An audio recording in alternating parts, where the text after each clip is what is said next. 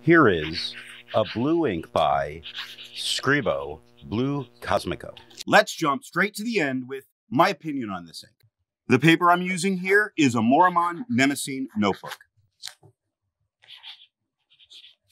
This is a very dark blue. I almost thought it was a blue-black, but actually there's a slight purple lean in there, which is why it is such a dark blue. The swatch and the ink blot both showed a sheen to them that I didn't see any sheen in the writing samples, but if going back I do, I'll then point it out. This is a very consistent in tone, only having any variation in an extreme case, like a very dry extra fine. There is some shading, but it is such a dark blue in general that you almost have to look for it. Almost. I do think this is a very interesting dark blue that never looks like a black, which is very cool and distinctive as a color on the page. The pen for today is a Lamy Safari. All of the writing samples are done with a Retro 51 P51 with an extra fine nib, a Retro 51 Corsair with a medium nib, a Retro 51 Lincoln with a 1.1 stub. Now that we know my opinion on this ink, let's see how I got there, starting with the first writing sample done on Clairfontaine. Looking at the extra fine, we see that this is the lightest tone that we're going to get here, and it is still a very dark blue with no feathering and no spread. There is some shading that can be found. Look at the third line, them against it, where them is mostly very, very dark, and the M does lighten up to only a dark blue, where against starts as a dark blue. The downstroke of the G gets very, very dark, and then it lightens up to just dark again until the ST at the end, where it is very dark the whole way through.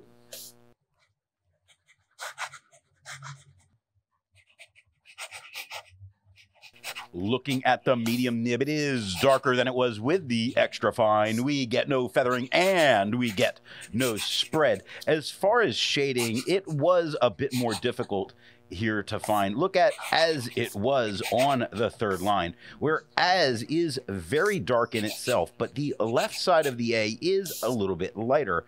It is still very dark, but the I is a little bit lighter in itself, where was it is the second part of the W into the A that's a slight bit lighter.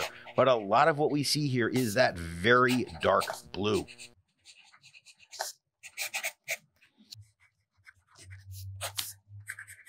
Looking at the stub nib, it is the same tone as it was with the medium.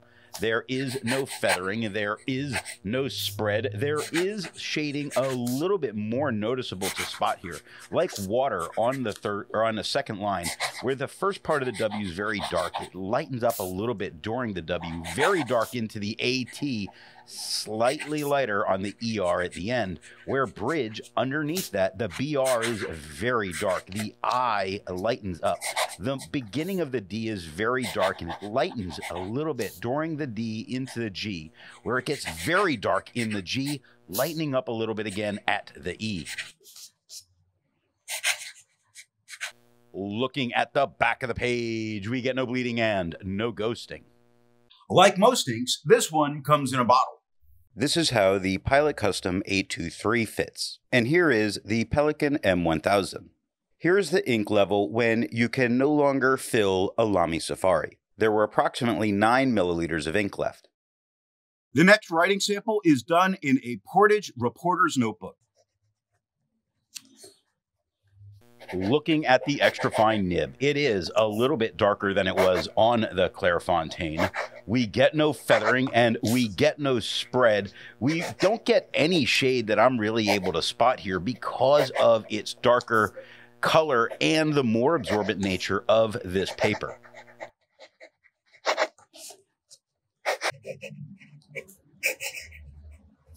Looking at the medium nib, it is darker than it was with the extra fine, a little bit darker than it was on the Clairfontaine. There is no feathering and there is no spread. There is no shading. The darker tone, that very dark that we have here, more absorbent, eating up the shading, still putting a great color on the page that does not look like a black.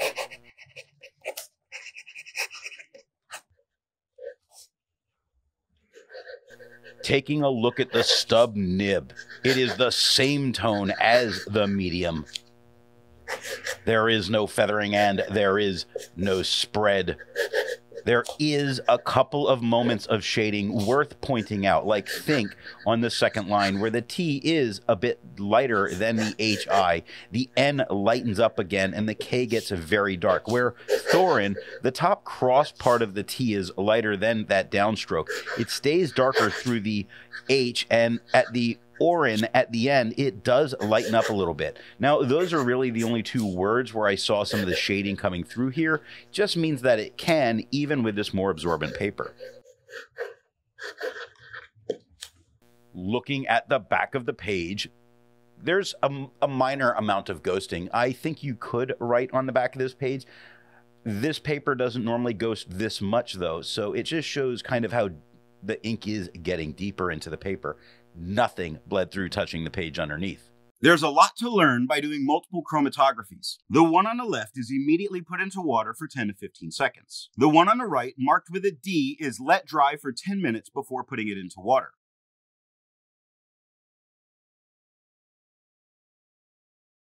The next writing sample is done on a national brand Steno notebook. Looking at the extra fine nib, it is darker than it was on the Clairfontaine. There is no feathering. There is no spread. There is no shading. There is a very interesting dark blue, and to the naked eye, you do see some of that purple undertone coming through in this dark tone that's definitely here. Makes it very interesting because it's definitely blue. Kind of got a purple something feel to it.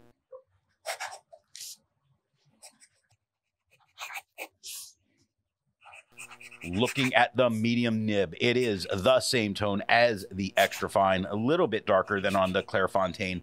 There is no feathering and there is no spread. There is no shading. There is a great tone on the paper. I'm going to take back the no shading only because if I look at least on the first line, it is a little darker than the word well underneath it. So maybe there's some shading like but my eyes on the first line. The my looks a little bit lighter. So maybe there's an occasional word that's just a little bit lighter.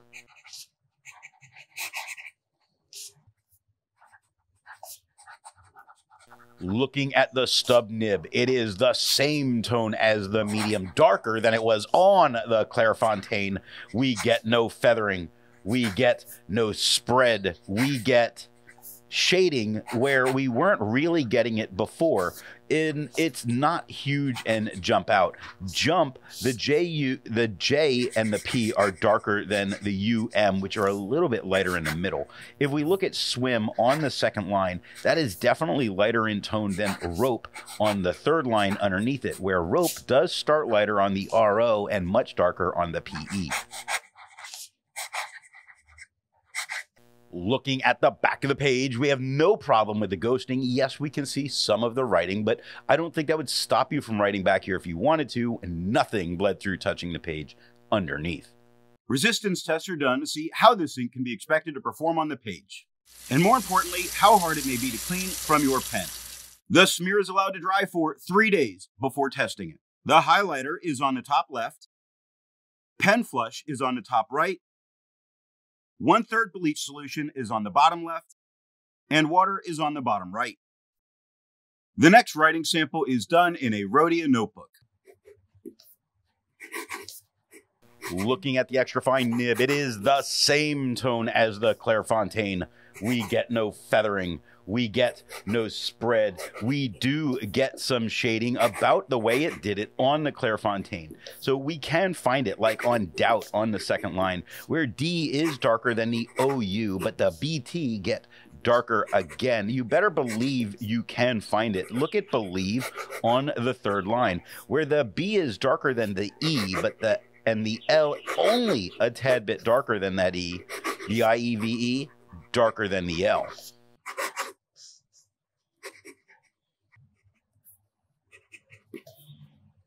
Looking at the medium nib, it is darker than it was with the extra fine, the same tone as the Clairfontaine.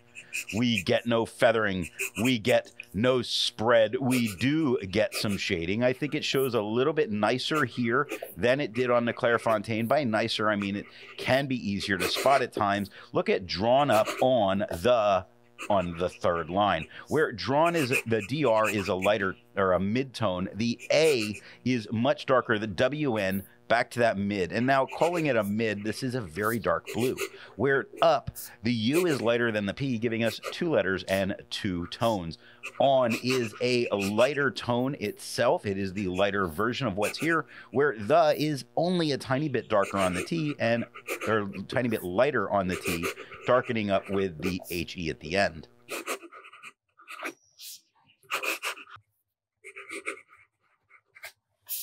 Looking at the stub nib, it is the same tone as the medium, the same tone as the Clairfontaine.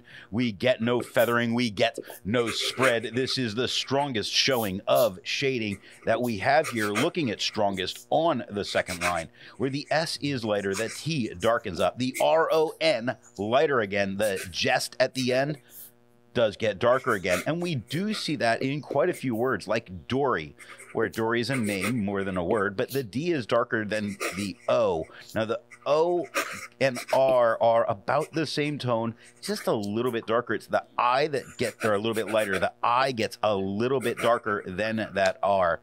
So there is some shading to be found here. It's not huge and stand out for this being such a dark ink.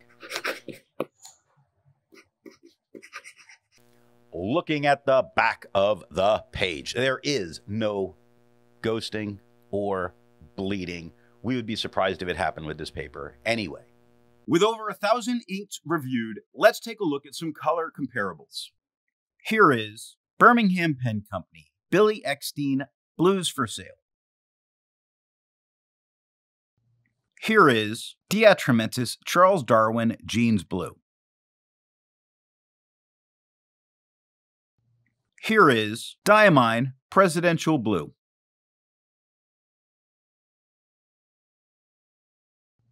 Here is Levenger Cobalt Blue. The next writing sample is done in a composition lab notebook.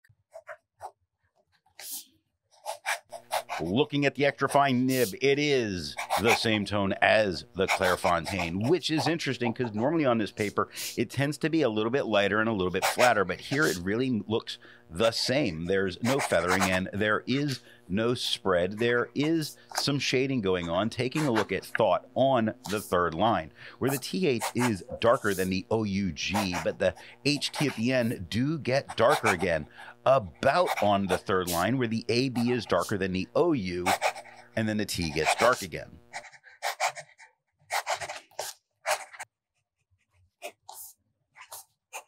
Looking at the medium nib, it is the same tone as the extra fine, lighter than it was on the Clairfontaine. There is no feathering, there is no spread, there is some shading going on, which is not always something we get with this paper. Take a look at rope on the second line, where RO is lighter than PE at the end of the word, and we see shading at about that kind of level in a bunch of the words.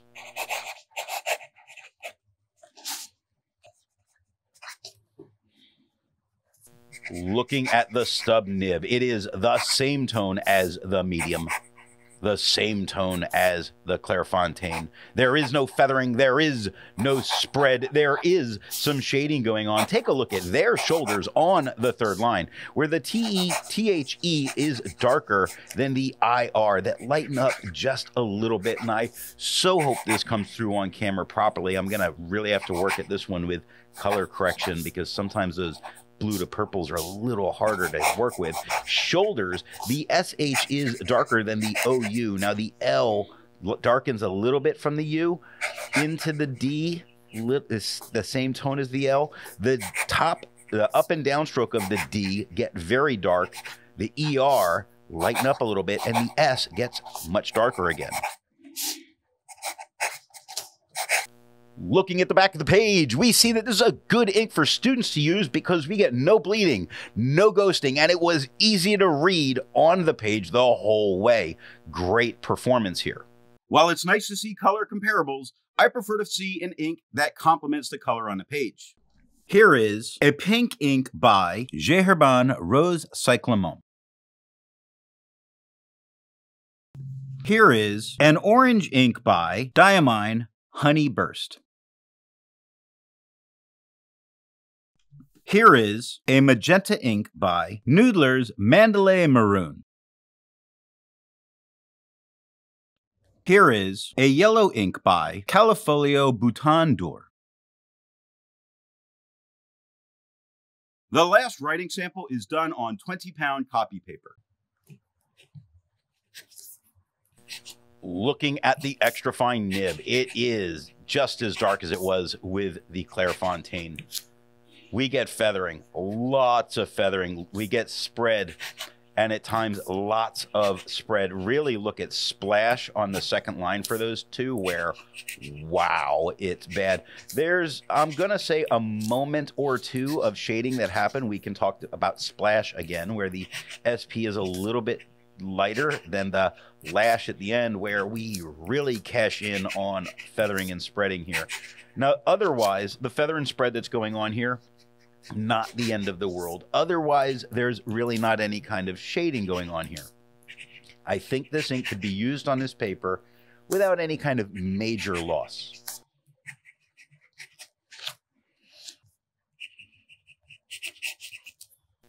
Looking at the medium nib, it is the same tone as the extra fine. A little bit lighter than it was on the Clairfontaine, duller as a color on the page. I think we're seeing a little bit more of that purple lean in the words like forward on the first line. Now, feathering and spread in this, bad. I would not want to use this. I do find it a bit distracting here. I do realize that with what's happening, many people won't have a huge problem with it. We don't really see shading, but this is 20-pound copy paper. I wouldn't go for the medium with this ink.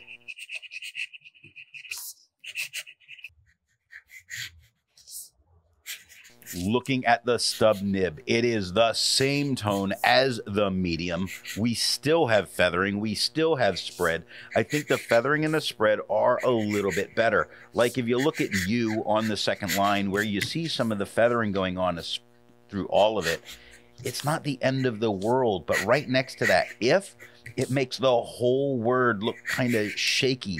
So I don't like this from a stub or a medium on this paper. The extra fine, I think, did much better, even though it had a couple of blow-up moments. There's really no shading going on here, and we are seeing a little bit more of that purple lean with this paper.